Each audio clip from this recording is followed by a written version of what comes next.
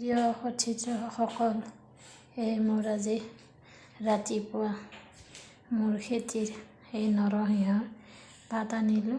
এতিয়া এই বেঙেনা 3টা পালোঁ, ডাঙৰ বেঙেনা, আৰু সেইফালে অকণমান বিলাহী পালোঁ। আৰু দীঘল বেঙেনাটোৰ চেহেৰাটো একেবাৰে বেয়া হৈছে, সেইকাৰণে ছিঙি আনিলোঁ। আৰু যিকণি পাম সেইখিনি খাম আৰু ওলাই কিনে সেইখিনি। আৰু বিলাহীবিলাকো অৱস্থা বেয়া হৈ গ'ল বৰষুণ পৰি।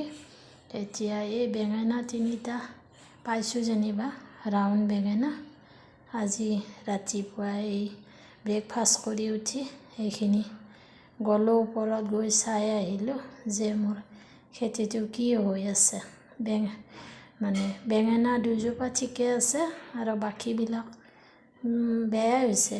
বিলাহীটোতো মোটামুটি বেয়াই হৈছে বুলি ক'লেও ভুল নহয়। এই নৰসিংহৰ পাত আনিছোঁ।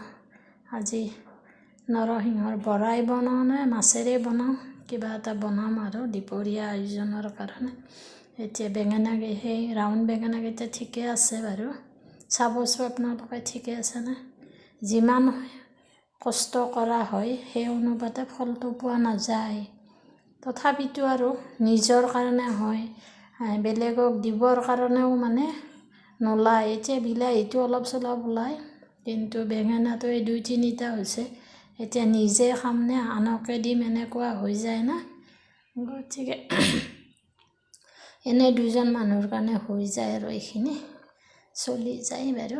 চাবচোন আপোনালোকে কিমান কষ্ট কৰোঁ সেই অনুপাতে। কষ্টৰ ফল মিঠা, কিন্তু এতিয়া মাছৰ কাৰ্টুনত ইমানটো লাভৱান হ'ব নোৱাৰি বাৰু। তথাপিতো হৈ যায় নিজৰ কাৰণে, আৰু 2জন মানুহৰ কাৰণে চলি যায় আৰু কিবা এটা পালে আৰু দিনটোৰ কাৰণে। চাব তথাপিতো মোৰ ভিডিঅ'টো ভাল লাগিছে নে নাই কমেণ্টত জনাব। শনিবাৰে বজাৰৰ পৰা মই এই বেঙেনাৰ পুলি আনিছিলোঁ, আনি লগাইছিলোঁ। এই ৰাউণ্ড বেঙেনা আৰু দীঘল বেঙেনাকেইটা একদম চেহেৰা একেবাৰে বেয়া হৈ গৈছে। এইটো নৰসিংহটোতো যোৱা বছৰৰে গছ, এতিয়া কোমল পাত আহিছে বৰষুণ দিয়াৰ কাৰণে। বোলো আজি মাছেৰে নৰসিংহই বনাই খাব লাগিব, সেই বুলি পেলাই আনিছোঁ। এতিয়া বিলাহীটোতো আৰু সদায় বিলাহীৰে খাব নোৱাৰি, আজি এইখিনি পালোঁ বাৰু। গতিকে আজিলৈ আহিছোঁ। মোৰ ভিডিঅ'টো চাব, কেনেকুৱা পাইছে কমেণ্টত জনাবচোন বাৰু।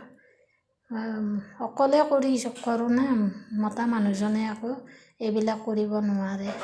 তেওঁ কয় আৰু তুমি যি কৰা মোৰ দ্বাৰাই নহ'ব দিয়া এইবিলাক।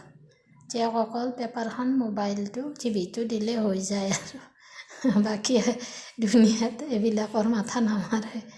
এতিয়া ময়ে এইবিলাক কৰোঁ আৰু অলপ চলপ মনটো ভাল লাগি থাকিবৰ কাৰণে।